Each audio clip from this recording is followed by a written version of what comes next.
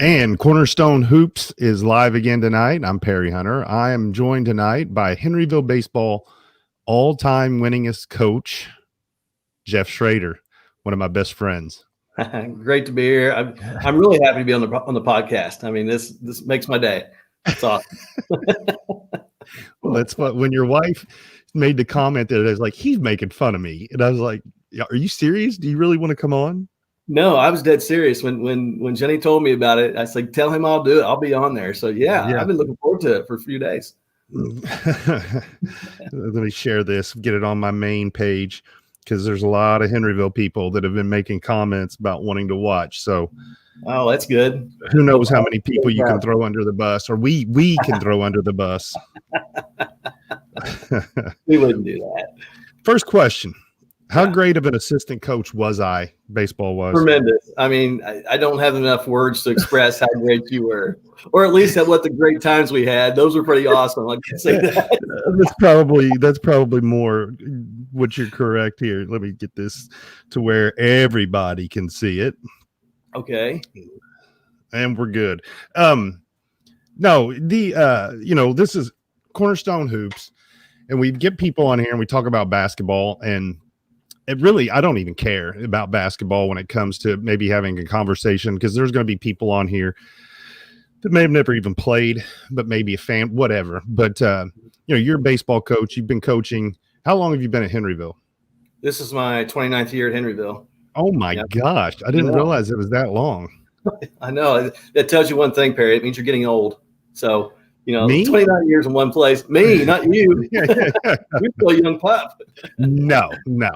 I'm 51. So, young pup. I feel like a young pup until a ball goes bouncing in practice and I have to run to get it, and I'm so stiff I can't even move. Yeah. But so 29 years there. You coached at Silver Creek for 1 or 2 years? 2 years, right out of college. Uh-huh. Yeah, and you were an assistant at Madison High School, right? Right, for 1 year. Okay. And then I went to Henryville, and I've been there for 29 years. Yeah, I think I was talking to Joe Decker at Silver Creek today, or Cody Monk, one of those two, and I think I was your assistant. Was it for 9 years, maybe? I think it was 9 years. I was trying to think too, and I can't remember the exact years and all that, but I was thinking 8 or 9 years for sure. Yeah, right, and we won a lot of baseball games during that time. We won a ton of baseball games during that time. We had some really, really good players, and we had kids with killer instinct, and that made a world of difference. Yeah, and plus your knowledge. So. Well, I think it was my ability to get you fired up in certain situations if I needed to. Yeah, you did do that. I'm an antagonizer. Sometimes. No, but a lot of people see us as coaches and they see us as older people and maybe don't know the backstories that we have. So the question I usually ask first is, whether it was basketball, baseball, a lot of people don't realize that you were a tennis coach at Henryville for a long time. How many consecutive matches did you win regular season at one point? I think it was 44 over a span of, 2.5, 3 years, whatever it was. I don't know. Yeah. I think it was 44. Yeah, that's a lot. But anyway, what are your earliest, I guess, memories about sports, basketball, baseball, whatever? When I think back to my earliest memories, I think to my dad, because as you know, my dad was a baseball, basketball coach at Jennings County for a long time. And in regards to basketball, my first memory was as a 6-year-old kid back in 1972 when they won the sectional, and I remember clear as day sitting on the end zone in the Seymour Gymnasium, and as soon as the buzzer went off, oddly I took off trying to run on the floor like all the rest of the people, and didn't see that real almost like you've seen a tug of war rope before they use, real thick, and that baby got me right across the throat and dropped me. I think I was in tears after that, so I didn't see much of the celebration after that. Was it feet in the air? Did feet go up? Yeah, it was like the old Red Rover thing. You get kind of flipped. But I remember that from basketball. My dad, of course, at that time, he had 2 Division I players that ended up playing at U of L on that team, and that was they averaged 91.3 points a game that season. So they were filling it up. What were those guys' names? Danny Brown and Billy Harmon. Danny Brown and Billy Harmon. Danny was on the Indian All-Star team. Right. But from a basketball perspective, I remember that. Baseball, kind of the same thing, watching my dad's teams play over at the, Columbus North sectional, and the battles he had with teams over there, and, going to the semi-state in Richmond, as a 6-7-year-old kid. And those things always stuck out to me. And I always felt I got a lot from that, even though I was a little kid, and maybe I didn't understand the magnitude of those things at that time, but they made a lasting impression on me. And I knew that's what I really wanted to do. That was a passion for me. Just wanted to play. Yeah. Yeah. Absolutely. You and I have talked a lot, but we're very similar in that it didn't matter. Like, we wanted to play whatever, I was talking to David Scott last night, and it was like, it didn't matter if it had a ball, and it didn't even have to have a ball. You were going to compete, at 5, 6, 7, 8, 9 years old, you just wanted to play. Did you have, I asked David last night, and did you have a dream to play for Jennings County? Like, did you look at those guys and think of them as like, wow, they're famous? Oh, for sure. I mean, I can even think to, my older brother that played 7 years older. I remember distinctly times when, at that time they weren't necessarily washing uniforms at the school. Right. They'd bring them home. And I remember going to sneaking, and when he was gone, and putting on his basketball stuff, his jersey and his shorts, and going down the basement playing on the old Nerf hoop, because I wanted to be that, and that was important, and the same way with baseball and tennis. I wanted to play. I wanted to excel, and I wanted to do my family proud too. I wanted them to be proud of me. Yeah. Yeah. What, Don Schroeder, the coach, the dad, that guy, he's not competitive, is he? Oh, no, not the least bit. I would say anybody that has seen him around games, like, especially when you were coaching with me and all that, all the guys that played and know him, they've got some stories, and they don't even know a fraction of the stories about him and the things that went on. Well, he's very competitive even to this day as a 87, 88-year-old man. Yeah, I still remember, like, the just the crazy stories. He broke his femur when he was 76. Yeah, he broke his femur down in Florida, turning a double play. Yeah, he swiped the bag with the old right leg, and he threw it. And next thing you know, he's on the ground, and his leg's in an L shape, and they're getting an ambulance out there and getting him to the hospital. So yeah, he's playing softball. I'm sorry? He was playing softball. Right. And he came back and played after rehabbing the injury. Yeah, and keep in mind, prior to that, he had cancer as well in his colon. So he not only had the broken femur, but he also had cancer in his colon. And like right now, I mean, he still plays up in Columbus. He'll be 88 years old in June. He plays in a 50 and over league. By the way, I'm playing next year, so anybody who wants to come out to Columbus and watch, I'm going to play. It's going to be pretty cool because my oldest brother plays, and of course my dad plays, and then I'm going to play too. So 3 of us out there on the same team would be pretty special. Oh, heck yeah. Don was like, he was the quintessential don't give an inch. Right. At all. And if I can get you to give an inch, I'm going to take a mile and I'm going to bury you with it. But, and I'm sure people who played for him think a little differently at times when they think about him, because I'm sure he was really. Oh man, he's tough. He's tough. Coach Riggins is saying he's one of the nicest men he's ever met in baseball, and it's like he's always very, very nice to me and treated me. Yeah, absolutely. Maybe not the writer from the News and Tribune or whatever down there at the Lanesville section. He didn't like that too much. No, he didn't. You're scout. Yeah. But no, that's what, I don't know. You got into, you wanted to play. When you got into high school, Jennings County High School, who's your big rival? Seymour, Brownstown? Seymour was a big rival, and both Columbus schools, East and North, were always rivals for us. Right. In baseball, for example, they were in our sectional. I mean, that was a tough road. Yeah. Oh yeah. So what are some of your fondest memories about any sport in high school? Well, I'm going to start in the fall season because tennis, a lot of people don't know. Well, they know I coach tennis, but tennis was probably my best sport in high school. And if anybody wants to go to Jennings County High School, there are pictures of him from high school on the tennis team. I've seen them. I've taken pictures and I've sent them to you. Yes. Yeah, I think you've taken a picture of those a few times and sent them to me on cell phone. I'm sure you have, but yeah, my hair was a little bit longer in those days and thicker. But starting with that, I mean, my senior year, winning, which was then the Seymour sectional, but we had to go through Columbus North, and Columbus North every single year was a powerhouse, and we go to the state. and people thought we had no shot against them. And we beat them in the sectional. We went to the regional, went up to play Bloomington South.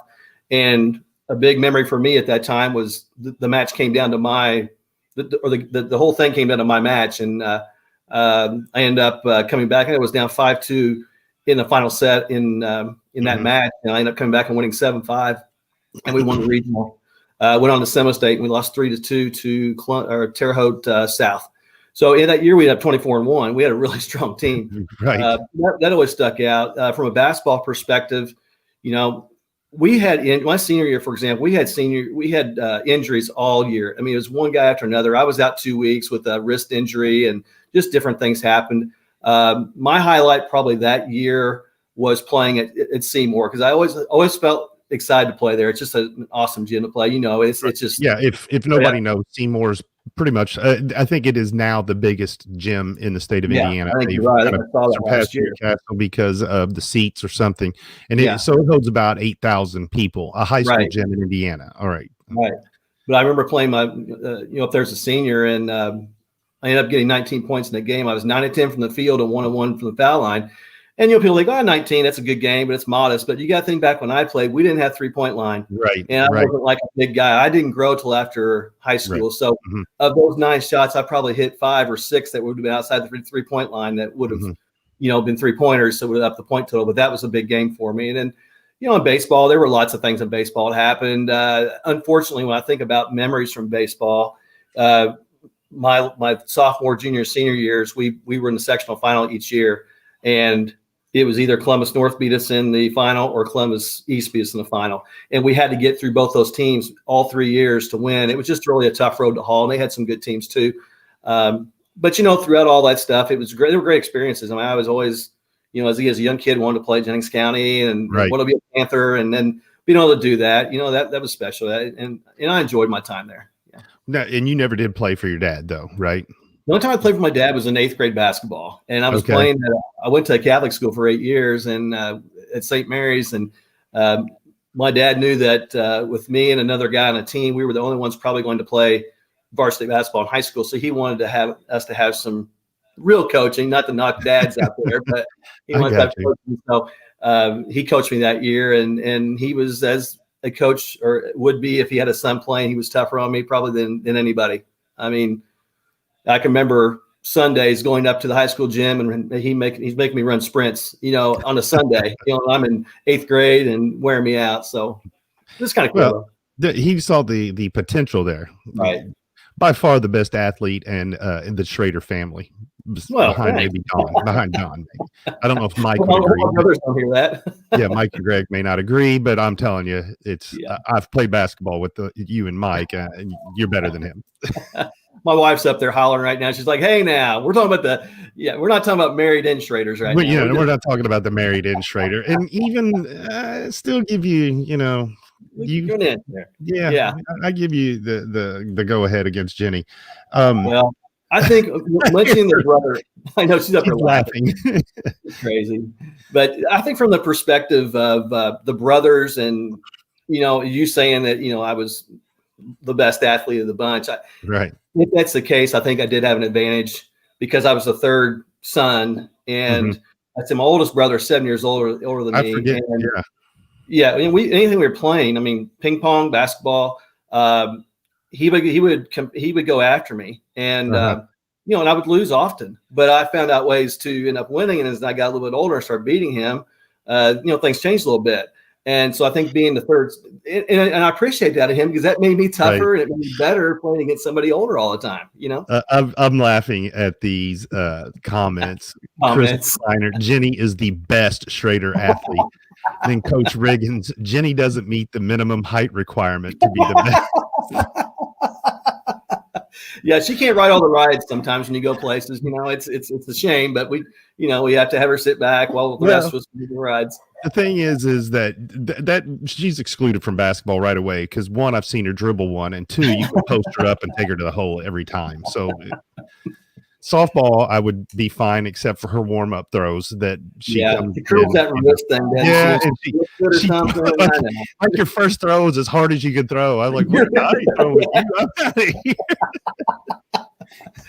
Oh man, I remember a time. Like I got to throw it out there. You remember the time that she was coaching softball, and you and I go into the gymnasium that one day, and we saw these scratch marks on the gym floor where she was having catchers block pitches on the gym floor. This was a Jeff Schroeder interview and not about Jenny Schroeder. Hey, what? Jeff, no. Yeah, they were using the knee things on the gym floor, blocking throws, and she was like, "What's the problem?" Yep, I couldn't defend her on that one. Yeah. It happens. I was just a young one. I didn't know any better. True. Well, you can have a seat. We can interview you too. No, that's okay. I just wanted the triumvirate to be back together. We haven't heard that one for a while. Let's see here. I'm at the top, and you guys are at the bottom. All right.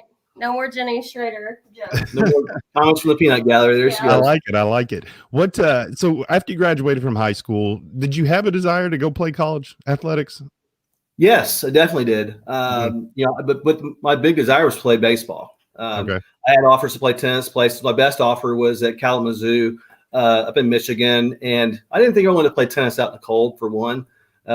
It's kind of silly, but I wanted to play baseball, and I had some options. There was Glen Oaks College up in Michigan. There was also Georgetown was interested in me, and I ended up going to IU Southeast. And at the time, I didn't know what to think because a lot of people think commuter school and all that, but I didn't. I lived down there. I was an hour away in North Vernon, so the experience for me was different because I had to go live away from home and do that. So. And again, I didn't know what to think at the time going into that. And I feel like I was kind of undersized as a freshman in college going in there. So, it was a little bit tough going, but once I found my way, things went real well there. And I really value all 4 years I had there. It was really good.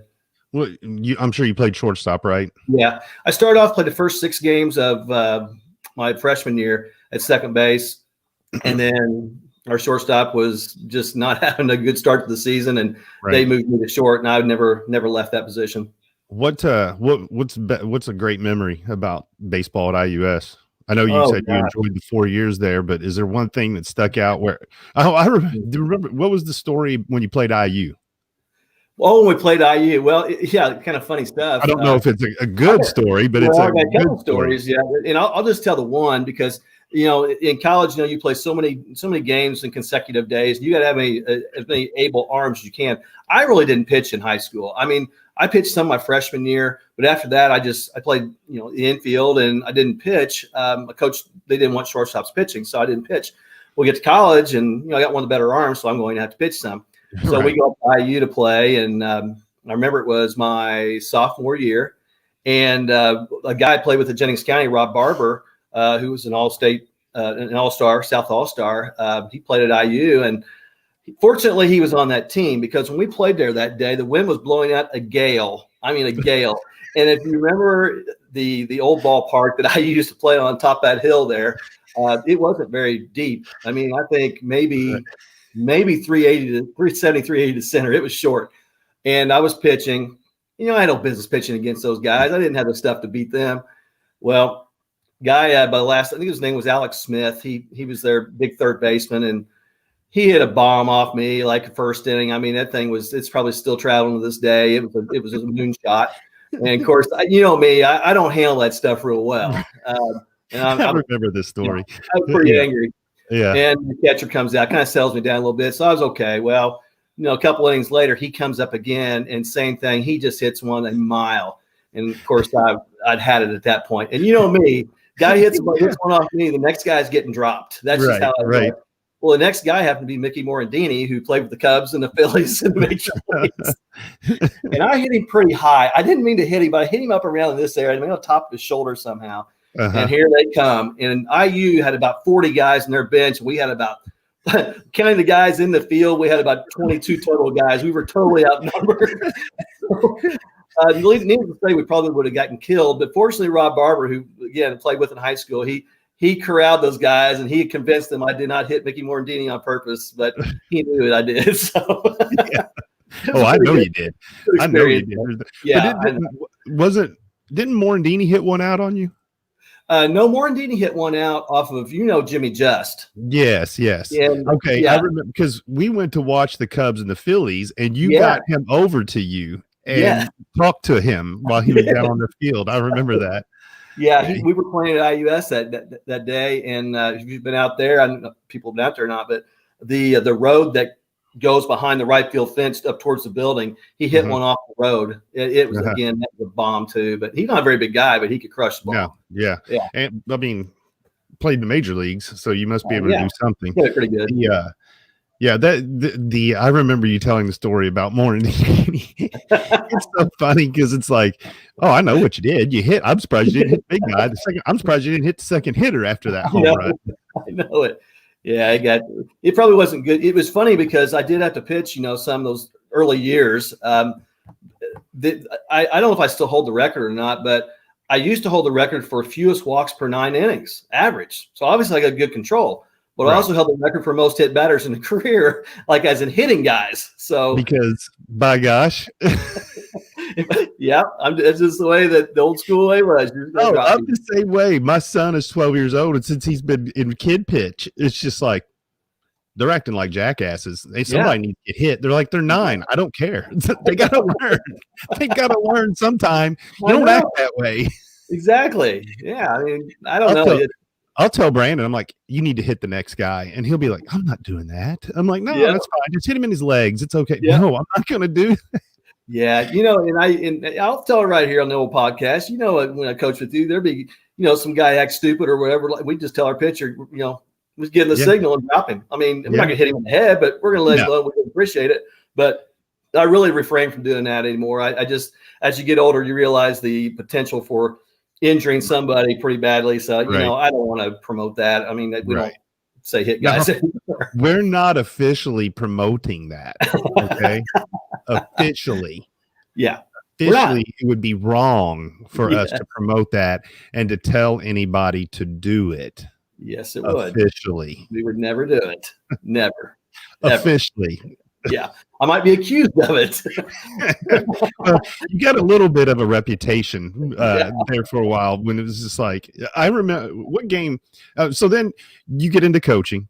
Yeah, you go to college. You get we sit here and tell all these stories, but I want to get there. Coach Riggins, he had another assistant coach to calm him down. Yeah, I wasn't usually the one calming you down. I tried sometimes. But hey, can I clarify that real quick on that? Right. Okay. He was an assistant coach that maybe would call me down on the side, but you were the guy who had to clean up things when I talked to the media after games because you're getting in trouble a lot when it came to that. Yeah, after some games, I can remember multiple times with Mike Hutzel, the News and Tribune, it was just like, hey, man, clean that up. Yeah.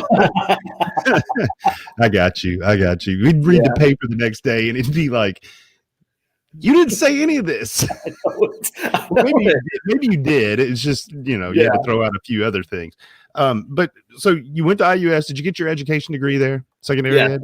Education degree there. Yep. And, first few years, I didn't have a full-time teaching job. I ended up teaching or coaching, my first 2 years of varsity at Silver Creek. And during that time, I taught a temporary job for a few months, and then I subbed like the entire next year. But you can only survive on sub pay for so long. So I had to, really look for a job. So that's when I went to Madison the next year and had a great experience there. I really enjoyed teaching at Madison and coaching with, Hall of Famer Gary O'Neill. And that was a great experience for me. But, when the opportunity came to be a varsity coach again, and I wanted to come back, and I wanted to do that. I wanted to run my own program.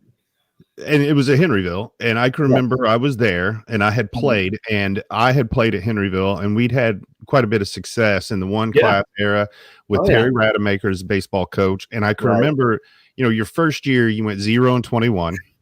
Yeah. Like I can't even at your age, you're young, you're a competitor, and 0-21 is easier to handle when you're probably 55 or 60. Right. Because you're like, you know what, this isn't the worst thing that's going to happen to me in life. But when you're 25 or whatever you were, it's like, I remember saying many times, I don't know if I can do this. I can't. And oddly that year, and I'm not sure you're aware of this, we actually won a game that year. We beat Borden. That's right. Bobby Leitner pitched for us, I believe, or either Bobby Leitner or Jason Zolman did. And he threw a no-hitter. and they had their guy threw a no-hitter. It was a double no-hitter. Neither team got a hit, but Leitner got on 3 times and stole second and third twice and scored on a ground out and a wild pitch and whatever, and we won 3-0. And then a week later, the principal comes down and said, hey, you had a player that was ineligible. We got to forfeit that game. And that's when Proctor was on a different grading. Like we were on like 9 weeks grade period and they were on 6. So it was kind of messed up. And so, yeah, I had to forfeit that game. Yep. Yeah. So that was in the year 2020, right? It would seem like that's what it was. Yeah. But I can remember I was coaching Babe Ruth and we had some guys, Danny Basham, Todd Bledsoe, Ryan Bledsoe. And I can remember talking to you and you were just like, I don't know if I can do this or not. And I remember telling you the talent is coming and you stayed around. And I think it's coincidentally, I think the next year I started helping you and then we started winning. And it's like crazy. It's crazy. I think we were 13-11 that next year. I think we won that first game at Salem, like the very first game of the year, and was like, man, you talk about a weight off your shoulders. Right. All that time and not winning a game. And so I remember that. But did we win conference that year or the next year? I think we tied for conference that year. Okay. Yeah, with somebody. That was, in the one class era, the conference was a big deal because you're going to sectional and you're going to play schools that are 3-4 times bigger than you. So winning the conference was such a huge deal. But you bring that up. I do remember winning that first game that next year, and it was just like, it can't get worse for me. I probably even said, was everybody eligible? Yeah, I think we were 13-11 that year, and I think the next year we went 14-10, basically with the same bunch of guys. Right. Yeah, I had some kids, some older kids that competed, and had some younger kids with some talent. And I tell people, Henryville is it's a really good 1A job, 2A job. It's much tougher. And I said, and what's crazy was in the early 2000s when we were really good in 1A and basketball and baseball, we probably had 2A talent. We did. And then when you go to 2A, we're back to 1A talent. Right. And when our numbers have declined as far as kids participating. Yeah. And I think that's happening everywhere. I do too. Which I guess, I'm an old guy. I don't understand why kids don't want to play, but I think that, I was talking to Decker the other day that, when you and I were in high school, it was hard to explain to the 9 and 10 man on the team in basketball that you are a part of this team and you're important. Right. Okay. Now it's hard to do that with the 6th and 7th man. It is. Because I've said all along, freshmen don't want to play freshmen. They want to start JV as a freshman. And as a sophomore, they want to play varsity. And as a junior and senior, they want to start and be the leading scorer. And I don't know, maybe that's just me talking that way, but it just seems like even big schools, the 4A schools are struggling with numbers in some sports. And I just don't understand that. But I think a lot of it's instant gratification society we live in, and kids and their parents, they get into high school and they expect them to be on the varsity team and contribute to the varsity team. And, realistically, that's not going to happen in most places. It's just not. Yeah. And if, well, we could go into a lot of things on that. I'd probably make a lot of people mad if I told everything I thought about that. But just coaching with you, it was like, it took a couple years, but I felt like that you and I were on the same page. Oh, all the time. It was easy. It was easy for us because it was like that. It's like it was like we were thinking the same thing all the time. And again, I think also you were a good counterbalance for me because, I get pretty fired up. I don't get nearly as fired up now as I used to, but there were times when you're kind of the voice of reason for me and helping me out in that regard, and we had some great times. I mean, we had funny times for one, we laughed a lot and we had a lot of, and you can laugh a lot when you're winning a lot too. Cause you remember when we went out to the Little League and, we're watching and some woman came up to and said, so do you guys play for the high school team? We're the coaches. I do remember that. Hey, I was talking about a little incident earlier tonight about, do you remember when we went up to Austin one time to check a field to see if it was really wet? I think I did. That was so. If you guys were playing Austin High School, and this is nothing against Austin, but when you're a pretty good baseball team, the teams that aren't as good sometimes, if it even thinks about raining, the game gets canceled. And at that time, they weren't the program they have been the past 15 years. Say they right. they turned it around. Obviously, they're a good program now. Right, and there's nothing against them, but it happened to us about 3 or 4 times. In about a week and a half, and we couldn't get a game in, so it had rained or whatever. So I remember you came over to the house because I lived right there next to the school, and I was like, "Let's go get a Pizza King pizza." Up in Scottsburg, and we'll drive up there to Austin to the baseball and see how wet it is. Well, it wasn't that wet.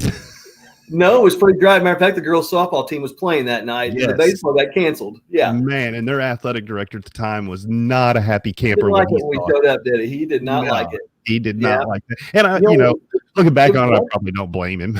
I know, but it was election day, and they were off school that day. And if the field were wet, you could have gotten out there. It was a beautiful day, right? And I don't know. There were multiple times I think I drove out to Lanesville one time. I think. Yeah, you took a picture and put it on something. I remember it was like a behind home plate view that you took, and their field looked awesome. Like, why are we not playing? Why are we not playing today? Yeah. I think I was thinking about this today, talking to you. Man, we probably were really disliked. At least I was. Nobody dislikes you, but I'm sure. Well, I know there were a couple people who didn't like us at all, but I know I was pretty arrogant about us winning and doing things the right way, and everybody below it. Well, what was my saying? We hate everybody. Remember, we want to get that slogan on a T-shirt. The Henryville baseball. We hate everybody. And I was like, "Oh, seriously, let's do it." We hate everybody.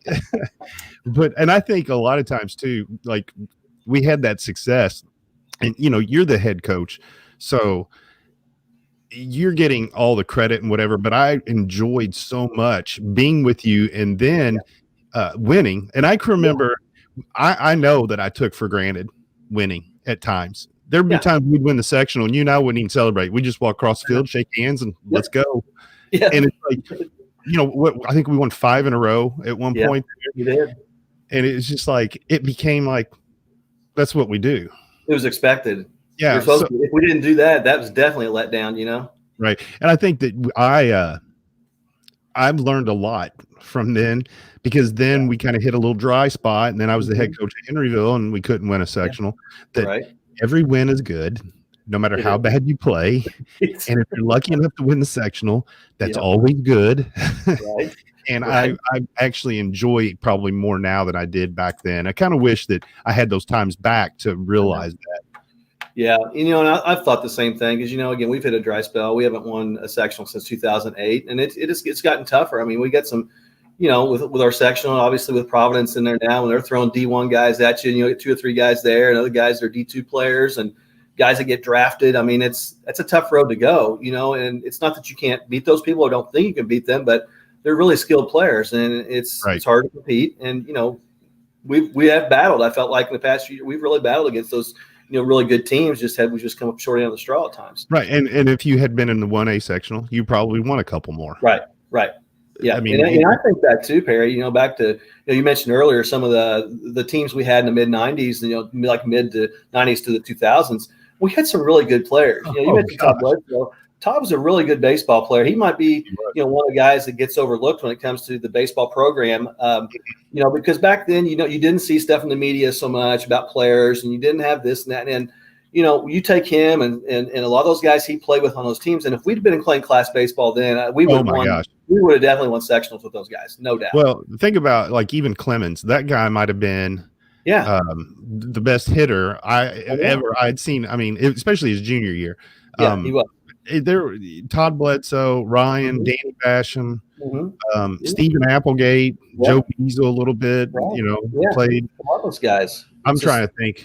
Ross Haas, the boss. Of course, he was on the 2002 team that won. Hey, that dude, you talk about getting every bit of ability out of what he had. He was by far one of those guys. The Owens kid that caught for you. I mean, we had Doug, we had Desi. I mean, we had a lot of good kids go through there, and we're just, not only good kids, but pretty good baseball players and kids that wanted to compete. And that's the biggest thing is, that bunch in that era, they were competitors. And when again in the early 2000s and all that too, those guys wanted to beat. They want to go after you. Yeah. Well, and it's Jerry here Jerry Cochran, Brandon Cleveland, Brad Guernsey. Yeah, Brad Guernsey, Cole. I got Joe Linney. Yeah, Cole Bell. We start mentioning these names, we're going to miss somebody. I know.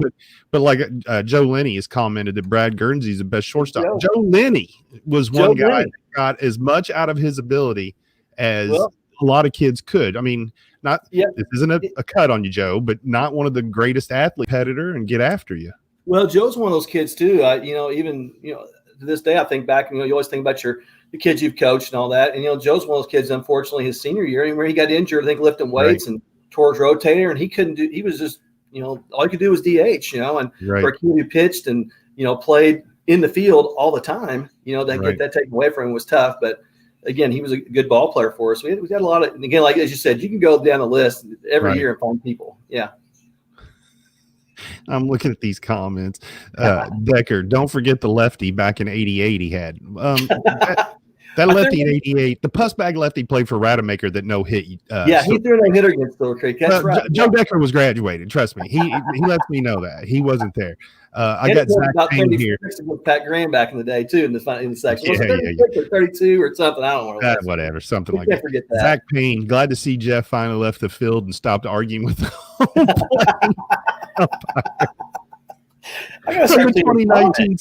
from the 2019 sectional.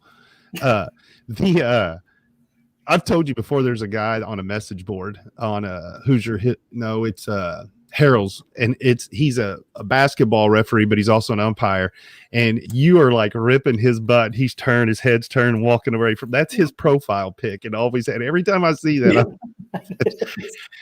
I get along great with him. I won't mention his name right now, but I get along great with him. But I remember that it was a sectional game at Providence, and he blew that call. That is my profile pic. Or no, wait, are you talking about the one in that? Or you're talking about at the regional. We hosted the regional. I think so. Yeah, that was garbage. I shouldn't have been tossed on that alley. And I had to watch us beat Silver Creek the next year out in the left field woods. Sitting out there smoking camouflage so we could see the game. I don't think Decker was mad because he knew you were out there and you weren't supposed to be. But honestly, I didn't have. I wasn't. People think, you had walkie talkies out there. No. I didn't have anything. I just sitting there watching the game. Honestly, yeah. That's what There were so many games that we had that were fun, but I think the funniest thing were some of the things that you did with the umpires. And I can remember I would try to get you worked up, and then I would almost be like, come on back. You got to really this is the time that at South Central when you put the lineup on the plate with the dirt on top. Yeah, between games of the doubleheader. Yeah, you got royally screwed in the first game. Yeah, I remember that. So I'm like, I'm not talking to that guy. So you're taking the lineup card out there. And you're like, all right, you got ready to do it. And I'm like, nope, I'm taking it. I grabbed it from your hand and I walked out there and put it on home plate, put dirt on top of it. He's like, you got 10 seconds to take that off. And he started counting. Oh yeah, and that's when I went, what is he, a child? Are we going to count to 3? And I did. There are other stories we share a lot of times when it's just you and I won't share on here because it's pretty funny and people would probably think less of us. I know, probably so. But I meant to tell you this, Perry. It's kind of off subject a little bit, but I think of you about every time I cut the grass at the field because back in the day before our fields were kind of graded and a lot better, and remember we had to dig the old tunnels, the trenches. Right. You're like the king of the trench digging. It was unbelievable. Your skills on that were just phenomenal. And you dug a trench from behind the shortstop area out past the left field fence and out there so that water drain off. That trench is still on the other side of the fence. That trench is still there. I hit that stinging thing up a lawnmower every time I cut. It's like jars the heck out of me. So I always think of you when I'm cutting grass. Bailey Hall says that poor umpire at Lanesville when Coach Schroeder thought Harold caught that ball over his shoulder. I don't remember that. That was hilarious. What happened there? I was helping then, right? Because it'd been Kenny Harold or Dakota. That was 2013. Okay, so I wasn't helping. No, you weren't. Yeah, you weren't. Okay. Then that was it was a ball hit over Dakota's head. He was in center field and he's running back on it, and apparently the ball bounced, but he snatched it so quickly it looked like he caught the darn thing somehow. Uh-huh. I thought he caught it. I argued. It was old Dickerson, so it was the guy from New Albany. I haven't seen him for years, but yeah, I kind of let him have it there. And of course, Lanesville fans don't like me a whole lot anyway. They're always hollering at me, so that gets stuff going. So yeah, there's a lot of. I remember there in the 2000s. It was we were the target. Like Lanesville, South Central had some really good teams. Yeah, it was just like they were coming after us. And yeah, remember what was it?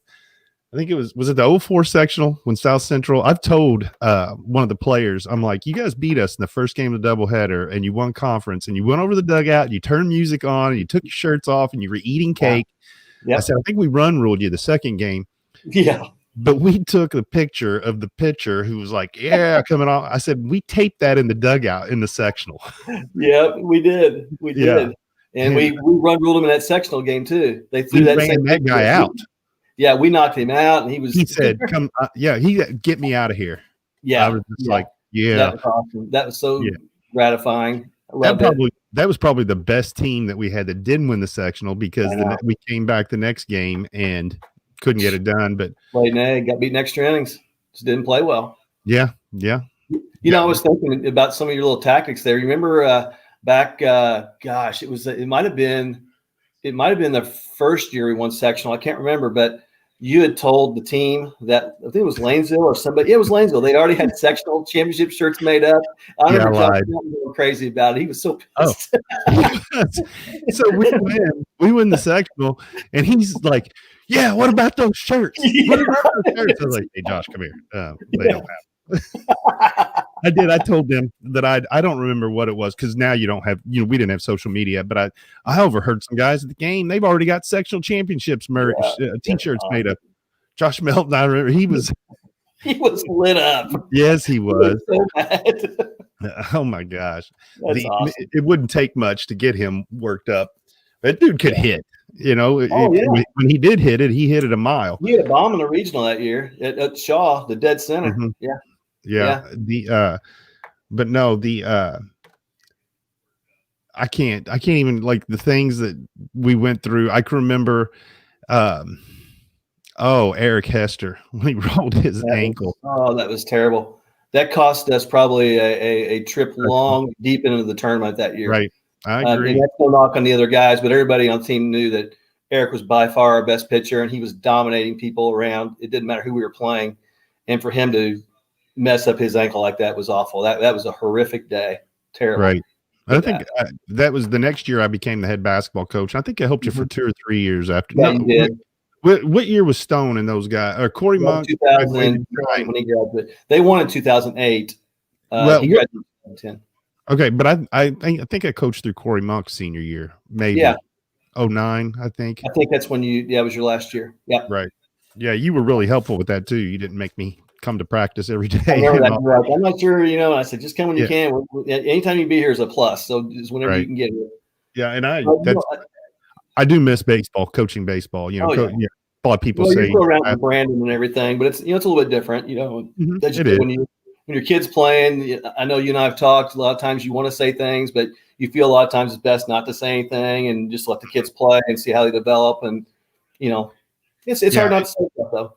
It is, and I've tried. It depends on his mood sometimes, and I think my kid thinks that Maddie and him are different. Maddie, I could have just ripped her and she'd have gone out and ran through a wall. With him, he takes every piece of advice as criticism when I'm trying to help him, and so because he wants to be good. I'm sure it's a lot like with you and your dad. He wants to be almost perfect for me, and it's like I got to back off of him. No. Who've been some players that you've had in the last probably 5-6 years that were probably in the same? Boy, you're really putting me on the spot now because I'm going to miss people. You know that, right? Okay, well, you don't have to. Okay, how about this? What team or teams in the last 5 or 6 years do you think could have competed with some of those? Or could they have?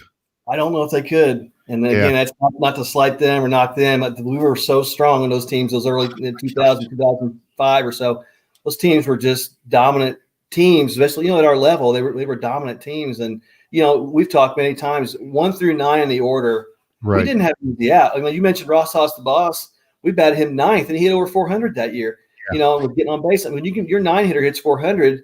You got a pretty strong lineup. But then Nick Yeager, he wasn't one of our top probably 2 or 3 pitchers, and he goes into the regional and pitches an unbelievable game. He was tremendous. He gets beat on an inside the park home run because Cochran hit his head and got knocked out. Yeah, what was it? Cochran dove for a ball, hit the fence. No, the Dalby boy that ended up playing at Purdue, he hit that ball to left. It was in the 4th inning, 3rd or 4th inning.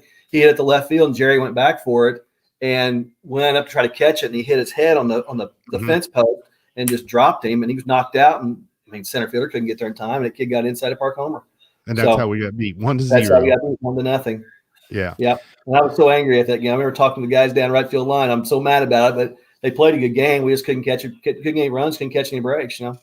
Riggins says McAfee could have competed with those guys. Oh, yeah. McAfee could have. Yeah. Yeah. It's so hard when you're put on the spot without having a list of guys each year looking. I got you. He was a very good catcher. I mean, from a skill perspective, he was right there at the top. I mean, he could throw the ball well, received well, worked hard at it, great blocking pitches. Yeah. Good call, Kyle. Nice work. Way to chime in. Lenny is saying it's crazy how you guys remember all this. This is all we have, Joe. This is all we have. Our memories of what it was and what it was like. And that's like last night I was talking to David Scott and we were pulling up basketball memories of things that, just way back. And I can't remember what I'm supposed to do tomorrow or what I did yesterday, but I can tell you these stories. And no, it was just so much fun coaching with you. It was. Perry, you got to think back here too. I mean, some things that we had some bad things happen to us as far as I feel like sectional wise and going on. We could have won probably 3 or 4 more if it weren't for terrible injuries we had. Hester gets hurt. I think one year Seth Green separates his shoulder going to regional. We got to start some in the regional. Really hadn't played all that much all year. But we can't take away from the fact of your quality input of putting your baseball jacket on. I was thinking of that today. Yeah. Yeah. So in the 6th inning. It was in May, right? And it's freezing cold at length on the sectional. We had to clean the field up. Remember, we had to get the field ready because nobody was there to help. Right. We played. Yeah. So we're doing that, and it warms up, and I'm like, man, I'm burning up. So I take my coat off, and we start to lose, don't we? Or it starts getting close. And I was like, down 2-1. I got to put the coat on. Bottom of the 6th, down 2-1. Yeah, I had to put the coat on. Game over. What? We ran a pickoff play. Robin Hill just asked, what sectional game did you use the trick play, the pickoff play? Was that in 2001? 2001. And don't say his name. You get so mad at me. God. I said it. You brought it up again. I said it. Andy, if you hear that, I did not say it. I was not going to say it. No. We didn't know who the winner was at the time. We just ran it. We did not. We got to give Decker a little bit of credit for that too, because they ran that play like successfully, like 23 times, I think, that season or the next or something. So that's where we kind of got it from. So, and I'm not exaggerating when I say 23 times because those were his words. 23 times it worked. Yeah. So, but that turned that game around, momentum. We run that fake pickoff play, get him. We come up, we get a guy on. Evan Ross hits a 2-run homer, and we shut him down to start this ball game. I thought we were beat. Yeah, I did too. Yeah, and they had a good team. Yeah, they had a good team. But it was funny. Cold. Back right now. Can you read these comments? Do you see them? I can't see them. I don't think. Look. No, I can't. Dean wouldn't talk to me for a month. Tell me about it. I had to work in the same building with her, and she wouldn't talk to me for a year. And she's the sweetest lady around. I love her. She was. She was bad. She thought. I mean, she told me that she's like, "You intentionally did that because of Andy." I'm like, "No, I didn't." No, we're trying to we win. Had to do something. You put the jacket on. We ran the play. Yeah, if it hadn't been for the jacket. Yeah, the jacket was. Yeah, it would have. We might not have won that game. Why not have? You just gotta wonder. So let's see. So what was we didn't win and we didn't win the sectional in 04 or 05, did we? No, we didn't. Nope. Yeah, and those were probably two of our best teams. I know it.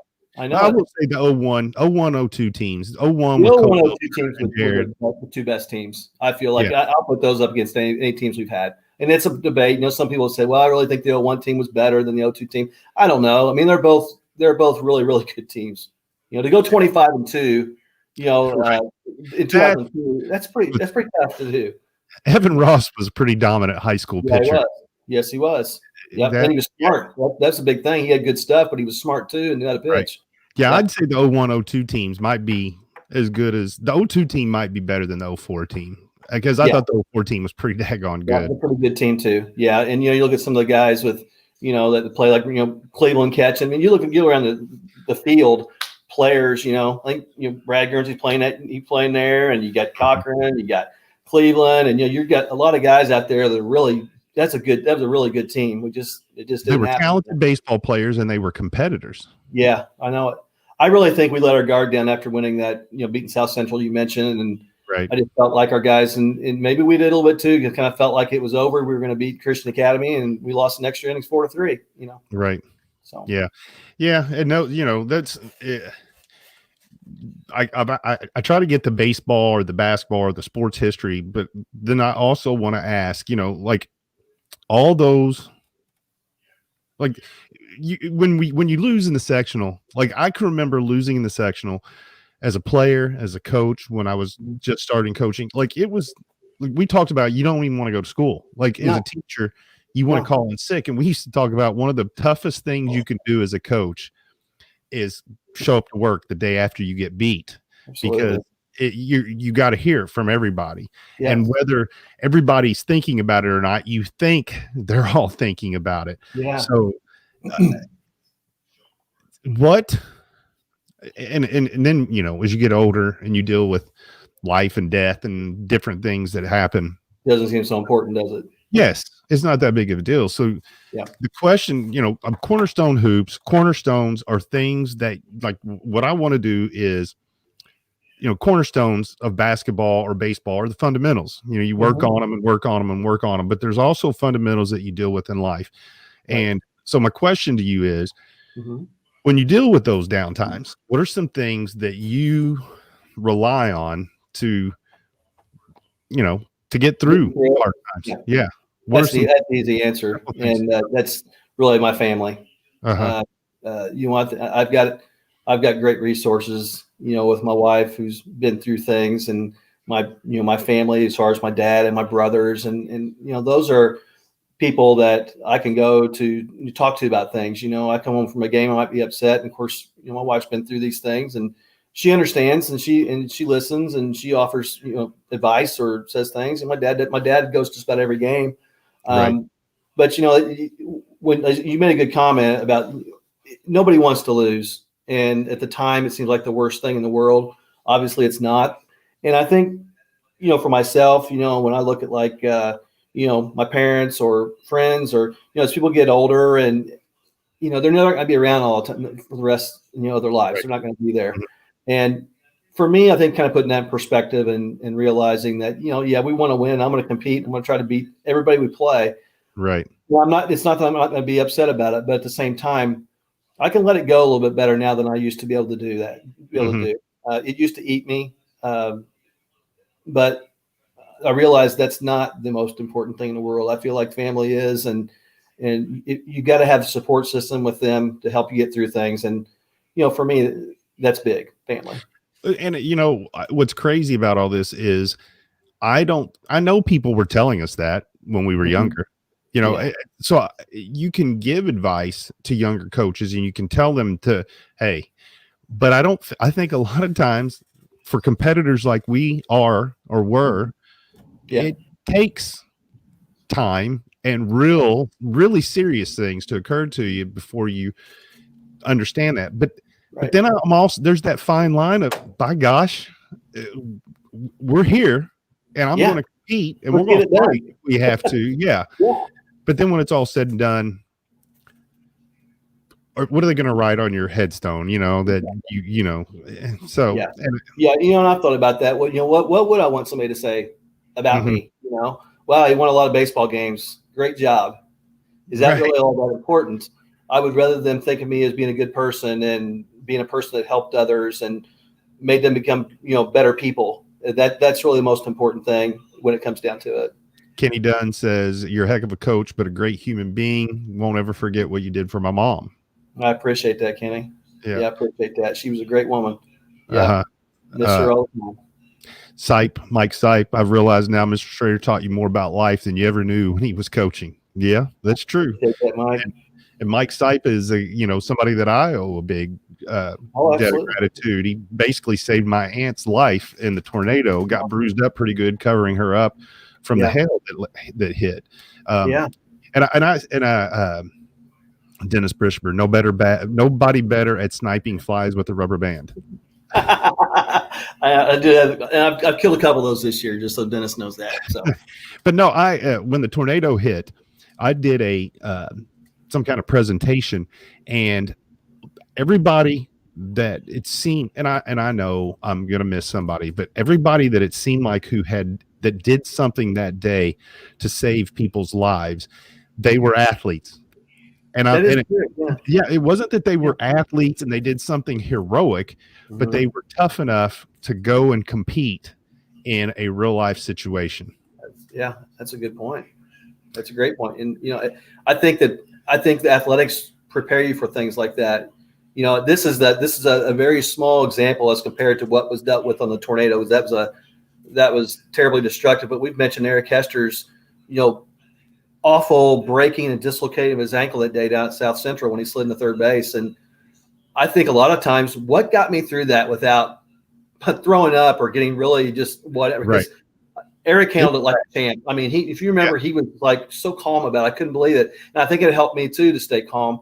But I think through athletics, we learn how to deal with those things. I know guys like Cole and Cody Brock and those guys on that day of the tornado went and helped people, and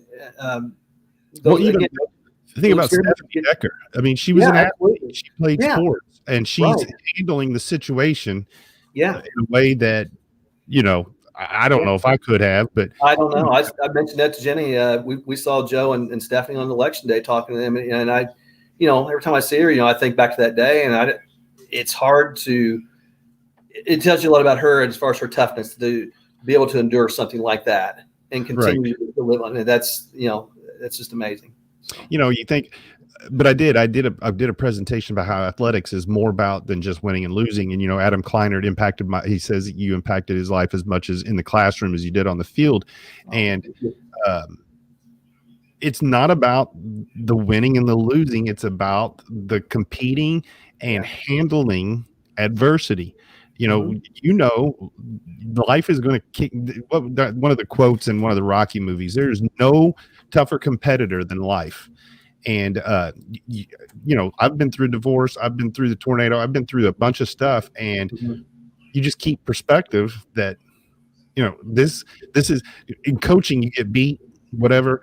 You think it's the end of the world, but there's another game. And that's, you kind of keep that hope that this is going to get better. Right. Well, it's, and again, as the comments come in, something like Adam says, I see Adam, not all the time, but I see him often. And, I also run into a lot of former players and students alike. And, it does mean a lot to you that they think so much of you and that you have helped them in some small way, whatever it might have been. And that it is really what it comes down to. As coaches, we're teachers and we're trying to teach kids, not just about a game of baseball or basketball. We're trying to teach them about how to be successful in life and how to treat people the right way. Well, we were talking today, Decker and I were, that, and Decker, by the way, he says his question is, how the hell did you ever tolerate coaching Cody Monk? That's another injury we had that cost us a sectional.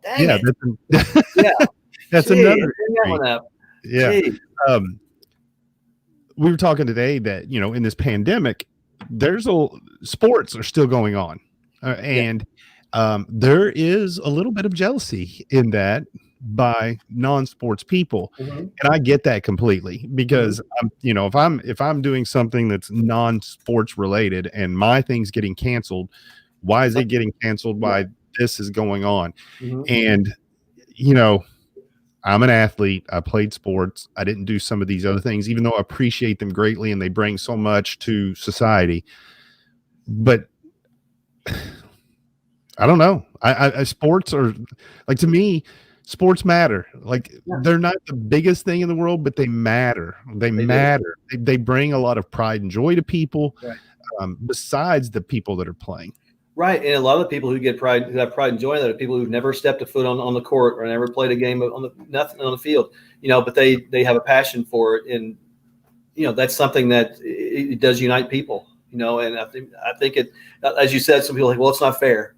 Well, Right. The sports affect a lot of people. You think Right. about it, they really do. They impact tons of people. So, Yeah. In fact, yeah. And it's, it's tough because I don't want to say the wrong thing No. because it sucks. It's not fair to those people Right. that I do agree. those other things. It's absolutely ridiculous. And, we get into the whole pandemic about, 6 feet for 15 minutes and mask on, mask off. And you can't do this, but you can't do, so it doesn't make any sense at all. But No. sports matter to a lot of people. And I will never say that I will never be embarrassed or shy away from the fact that we do matter. And I've even said we probably put too much emphasis on sports, but it does matter. Yeah, it does. Patrick Short. I never had the pleasure to play under Coach Schroeder, but as a teacher, he definitely helped make sure I graduated. Yeah. Thanks, Patrick. Yeah. Said he had hard I remember you people. Yeah. I appreciate that. Said you helped coach him through your English classes. Lasting impression. I remember well. I remember. Joe Lenny wants to know where we see athletics heading in the next 5 to 10 years. What do you think? High school athletics. High school athletics I think more and more getting impacted by, travel ball teams, it doesn't matter what the sport is. I think there's such I was talking to somebody the other day about this as far as recruiting and players going places, and then somebody said, well, how are coaches going to get in to see these players? And I was like, they've already got their eyes on players. They see players from travel ball and showcases and stuff. So high school sports, as far as getting seen, I don't think it's a big issue. Right. But I think as far as looking ahead, I'll say one thing about it. I think safety things are going to continue to go into, you see that with the top level, Major League Baseball, different things they're doing. They're putting, not that we would do this, but putting protective netting in or, adjusting things within the game for their players so they're not getting hurt. I could see that continue to grow. I could also see even more limitations put on guys like pitchers. They've already done that, but I could see more of that happening because of as much as these kids throw during the course of a 12-month period. I still can't believe the National Federation hasn't stepped in with face masks for pitchers, made a rule. Yeah, because it is dangerous. I think you're right though with club sports. I've said it probably for the last 15 or 20 years that every other country in the world does the club. Oh yeah. Whatever. And we're one of the few that our main sports are through the schools. And I think this pandemic, that's one of the reasons why the IHSAA is going to try to do everything it can to play because it knows that there will be games played somewhere. Right. And high school, and high school may turn into, intramural sports. And I don't know. We'll see. No, I don't disagree with it at all. And also you look at the cost of having sports each year continues to go up. And I could see schools scrapping that cost and telling kids, hey, if you want to play, go play for a club team or a travel team or whatever it might be. Yeah, and that's a good way to cut a lot of spending is to get rid of athletics, especially at the middle school level. Right. Yeah. Well, you talk about things. Just take coaches' salaries, for example. You need to take those out. If you do that across the school system, and then you take out just expenses for things simply like electricity, if we're running lights and air conditioning or whatever it might be, I could see it happening. Got a couple more comments in here. The essence of flatulence is still one of the funniest stories ever by Patrick Short. Do you remember that? I don't remember that one. The essence of flatulence. No, I don't. He'll have to send me an email or message me to let me know what that. I don't remember that, honestly. I don't know. Belcher says, what about the Tiddlywink story? I think that goes with the competitive story. I think one of my speeches to the kids or something about being competitive and going after people's throats when it's time to battle. And I don't care if it's Tiddlywinks and I'm playing against my kids. I'm going to beat them. I'm going to do the best I can to beat them. Same with Candyland. You got to go after them. Go at him. That's my son cannot handle it. I still won't let him beat me in basketball. He gets so mad. Sorry, you're going to have to earn this, son. Courtney Yeager Mr. Schroeder, do you still have your famous podium? Absolutely. Stickers all over it. Did it really make the tornado and everything? It made it through the tornado, and when stuff it came back. Yeah, because my room had a cracked window, really. But yeah, the podium is still there.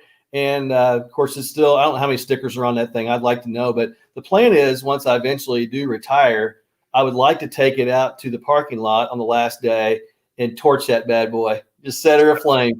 It's old wood. It's nice and dry. That thing would go up in no time. Probably have to call the fire department to come out and supervise it. But I'd like to do that. Get Jenny. I don't know if she's still paying attention or not, but Ashley did. Yeah, she's got it on. Both of your wives have coached me, and they'll never know how much they still continue to impact my life and who I am. Their contributions continue to help me to work under pressure and be the best trauma nurse I can be during a pandemic. That's so awesome. Ashley Dickerson. Yeah. Tell Ashley if you can, if she's listening. Hopefully, I guess she is. But tell her hi, Ashley, because I was told by Autumn that you said to tell me hi and that you were in town. So I'll just tell you myself, hello. It's great to hear from you. Syme says the Tiddlywink story. That's not how the story was told. Who said that? Did you tell the story a little different? I probably used some terminology, and I didn't say it verbatim, maybe as I did that day to them, but it was, I got the basic elements of it in there. All right. So Short says the descriptive essay where I was joking about the topic, and you told me to make it as serious as I can, and it would be funny. Just don't use the word fart, and it'll be hilarious. You remember that? Absolutely. Quality work. So what are you doing now? Just coaching? As far as just coaching, teaching, I cut a lot of grass throughout the year, it seems like, taking care of the field and all that. Without sports being on very much, it's right. I watch a lot of Dr. Phil when he's on, I guess. But how many years you think you got left in you teaching? I don't know. I mean, I would like. I guess ideally I'd like to finish up when my wife finishes up. That's about 11, 12 years, I guess. Right. I know it's still a long way to go, but I still enjoy what I'm doing. Do I like getting up in the morning? No, I hate it. I'd like to sleep until about 8:30 every day. That'd be great. If I could do that. I mean, the only time I really want to get up in the morning is if I'm going fishing, like at 5 a.m. I can do that, no problem. But work, I don't want to do that so much. But I don't know. Right now, my plan is to go about another 11 years or so. Yeah. What about you? Me? Well, I for sure. Let's see. Brandon's in 6th grade, so I think when he graduates, I can retire. That's not full retirement. I've got to probably go another 3 more years for that. Yeah. But I'm starting this nonprofit, and I'm going to try to see what it does, and if I can get that going and running, and I definitely, if we can get through this pandemic, it's going to be free basketball camps, free whatever, and we'll definitely have I've already got people. I probably have. Without even trying, I have about 7 or 8 people that are like, come to Baton Rouge, Louisiana, come to Minot, North Dakota, I've been talking to a guy in Pakistan. And so there's going to be plenty of opportunities. It's just, you got to be able to go there. And I really don't like the fundraising aspect, but if I can raise the funds where I'm not paying out of my pocket, and I'm mowing up here 15 to 20 hours a week. And so it's not like I'm in fundraising, I'm not going to be going, hey, give me the money. I'm going to be out here. Yeah, I'm going to be busting. So you can just kind of maybe help, or maybe I can ask you to go with me or something. And who knows, maybe we'll go do baseball something or another in the Dominican Republic or Puerto Rico or something. And but no, that's it. I mean, it's weird when you say I've only got like 6 years left before I can retire, because I still enjoy teaching. I don't know if I enjoy teaching. I don't know if I enjoy all the stuff that's thrown on top of us anymore, but I enjoy being in front of a class full of kids and interacting with them. Right. And you said something, I think you mentioned the word routine. For me, it's really good to be in a routine. When I'm not in a routine, I start feeling like garbage, and I need to be in a set routine. And that scares me a little bit about retirement, because I think that I would stay up till 2 or 3 and then sleep till 10 or 11, and I'd feel like crud, unless I had something to do. But no, I think I was 23 or 24 when I started helping you, and now I'm 51, and it is just It's crazy. We had so many fun times coaching, but also just off the field. Other stuff. Like our trip to St. Louis. Remember that? Yeah, trip to St. Louis. Awesome. The camping little trip down by the creek. Yeah, went down there. Yeah, that's right. Many fire pits where we sat around and caught up with. That's why I keep trying to get you to come over, because there's a lot of gossip I need to talk to you about. Tonight been a great night for it, actually. Yeah. I didn't tell you this. We found a snake in our garage the other day. Really? We had a bird in our garage yesterday. Yeah. The snake is worse. Yeah. Maddie came home and said, there's a snake in the garage. I'm like, there's not a snake in the garage. She FaceTimed me. I'm like, yep, there's a snake in there. And the neighbor came over and killed it because he didn't know if it was a copperhead or not. But I'm like, I'm ready to move. You have snakes in your house. That's not good. Jenny, I remembered this too, Jenny, before we were going to come on the Seether concert. Oh, that's awesome too. That was one of the great times, man. We had a blast. Seether and Breaking Benjamin. Yeah. That was awesome. I think we were probably two of the oldest people in there, but we didn't care. No, it was fun. We had a blast. It was loud. Yeah, it was. Riggins, what specific type of bird was it? You're such a goon. I actually think it was a goldfinch. Yeah, I'm pretty sure it was. Oh, during the winter stage, it lost all its gold plumage, and it's not quite as bright now, Kyle. So there you go. I got your bird comment in for the night. One thing that I never did for you was put diesel fuel in your gas. No, it takes a special guy to put diesel fuel in a tank that takes gasoline, and it takes a really special guy too to help take you and go to the place to get you a new fuel filter and siphon out all the gas. Yeah, it's a special guy. We won't mention his name, but yeah, we would. He knows who he is. He texted me to make sure I asked you about it though. So. Oh yeah. My wife, anytime he gives her a hard time, she's quick to fire that back. Well, at least I didn't put diesel in a gasoline tank. Yeah. And in fact, she's got some laughing emojis. The coach says it extended the life of that mower for 5 years. It probably didn't need a fuel filter change, so he's probably right about that. God. Well, I think we've been on here for an hour and 12 minutes. It's been fun. It's flown by. I could talk another hour and 12 minutes. Honestly. I know. That's what I hate that because I could too, but I don't. I know you got other stuff you need to do, but I do appreciate you coming on here. You are you're episode number 8, and and I don't know. That number may not mean much to you, Perry, but hold on here. I got to point right direction. That man's other number, right? Right. I was thinking Carl Yastrzemski, but Kobe's number. Yeah, okay. Wasn't Yogi Berra number 8 too? I think he was. Yes, I believe so. No, I appreciate you coming on here because the thing is I don't know. I want to use this all with my nonprofit that I'm starting and just kind of get my name out there, get some stuff out there. People enjoy listening to these stories that we tell. And I, when we were emailing back and forth, could you give me a couple of questions? No, I'm not giving you any questions. We're going to have a conversation. Yeah, we're going to have a conversation and we'll figure it out. But, get it out there, bring some awareness. And, I appreciate you coming on and I appreciate that. I know that if I ask for some help, whether it's with the nonprofit or just in general. I know you've helped me the same way, whether no matter what it is, we've always been that way, help each other out. So forget about sports. You're one of my best friends ever. Yeah. Same here. Yeah. Well, so we're going to finish here. Let you, you did eat already, didn't you? I went to Calvin's tonight. It's okay. I'll give it a 7. We were at Cluckers. I'd give it about an 8 or 9. It's pretty good. Yeah. How was the service in there? Huh? I had Kirsten Cooper is my waitress, and she attended Silver Creek and was a really good volleyball player and is assistant volleyball coach. So we had good service. Good. Shout out to her then. What's that? Shout out to her. Good for her.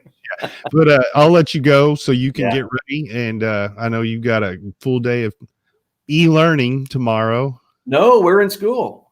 Oh, you guys are? We're in school tomorrow and Friday. Then we're off starting Monday. Okay, but that's what I heard on the radio today, that all of Clark County is probably going to be out through December, maybe. It just depends when you guys make the decision or not. We're not going back till second semester, starting Monday. Yeah. All right. Well, Well, thanks again. Love you, yeah, dude. And we'll stay in contact yeah. If you need me on again, hey, we can talk another hour and 15 minutes. for sure. Yeah. Can I say Mamba out? Go for it. Can I say Mamba out? See ya. Take care.